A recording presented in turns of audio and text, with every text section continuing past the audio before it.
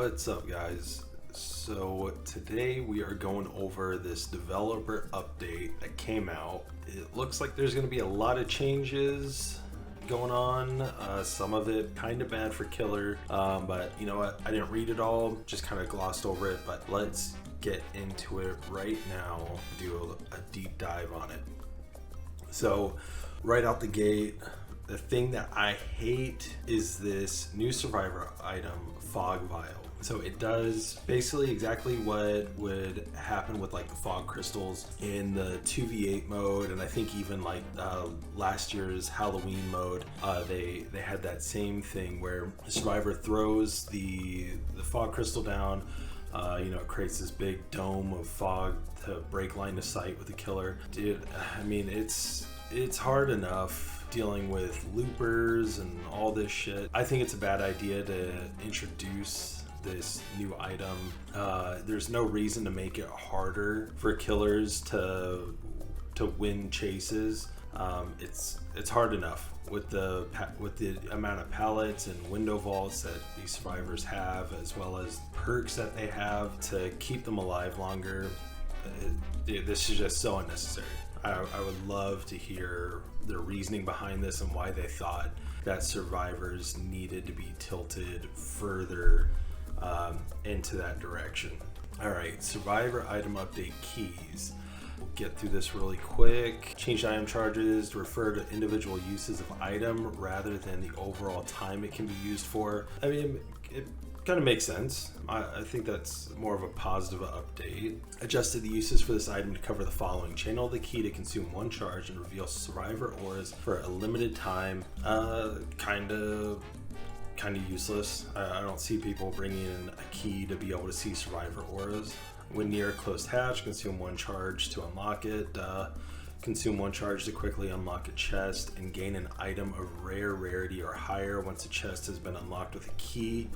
It is revealed to nearby survivors, can be rummaged in by 1 other survivor to gain an additional item of rare rarity or higher. Adjusted effects of individual item rarities and several add-ons. So this actually sounds kind of cool. I mean, I could see people bringing this in just for kind of shits and giggles, but I don't see anybody bringing this in seriously where they're like, they're bringing in a key with the sole purpose of, oh, dude, I'm gonna go try and find a rare item here in a chest.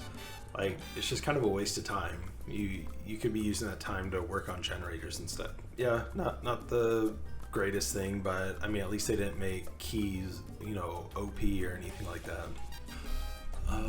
Survivor item update maps. Changed item charges, individual uses, so kind of the same thing with, they're basically doing the same thing that they did with the key. Channel map to consume 1 charge, reveal nearby pallet and vault auras to yourself for a limited time. Yeah, I could see that actually being pretty good, because it's almost like you now have windows of opportunity. So it's almost like you have a 5th perk at this point, because during a chase you can use the map to just see where a pallet or vault location is when you're going into like a jungle gym or something like that. Yeah, so it looks like that's pretty much all that they did there. Let's see, preset improvements. Yeah, I didn't even know that this was a thing. I did not know that you could have your character customization presets.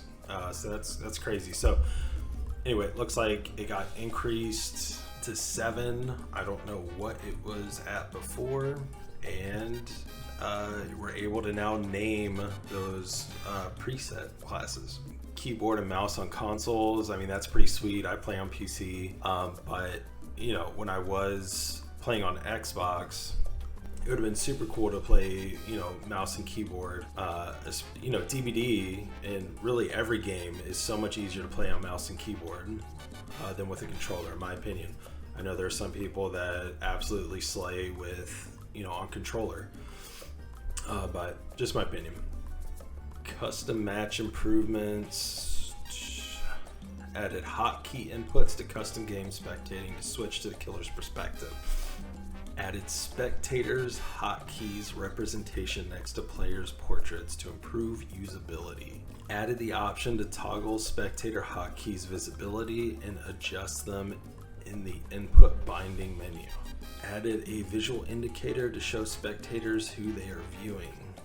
Shows dead survivor icons if joining as a spectator after getting sacrificed. So it is kind of cool that they made it so that you could spectate the killer before, you can only spectate the survivors. So I actually think it's a pretty cool update there. All right, now we're getting to the good stuff. Killer updates.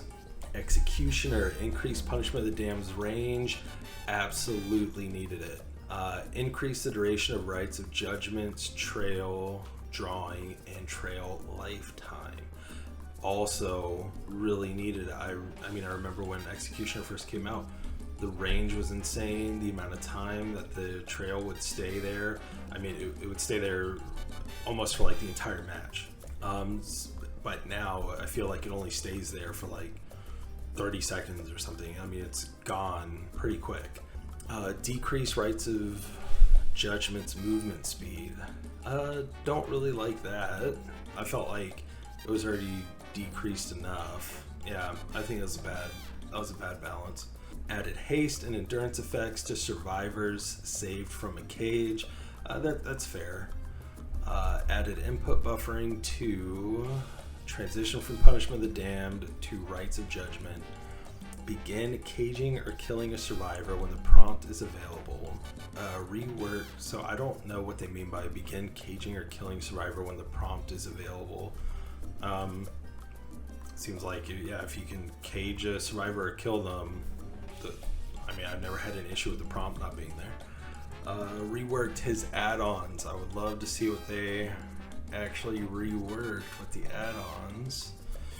Reworked his add-ons to introduce more interesting options like adjusting the spread of punishment of the damned. That's kind of cool. Or triggering effects on misses.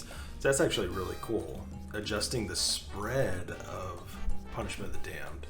Yeah, that could be really good for especially a lot of people that are just starting out with Executioner, or have played him for a long time, but whiff a lot of the punishment of the damned attacks. So yeah, that actually sounds pretty cool. The clown, very fun killer to play with. Let's see what they did here. Increased movement speed while reloading bottles. Thank God. He is so damn slow while he's reloading bottles. So this is a great update. Decreased bottle reload time. Another great update. This is fantastic. Clown was just so nerfed with those things. So yeah, okay. So we're off to a good start. Adjusted the effects of yellow bottles. Increased haste effect, cool. Increased the distance and speed that smoke spreads to, cool. Increased activation speed, good. All great things. Adjusted the effects of purple bottles. Decreased the hindered effect. So stupid. Decreased how long the hindered effect lingers after leaving smoke. Yeah, I don't like. They should have buffed the purple bottles. No, they didn't even need to buff the purple bottles. They could have just kept purple bottles the same. I felt like the hindered effect and the amount of time, how long the hindered effect lingers after leaving smoke, I felt like that was all pretty balanced. Yeah, weird. I don't know why they did that. The Knight, this is another fun killer. Increased maximum patrol path length. That's actually really cool. A lot of the times I actually need to send my troops out further.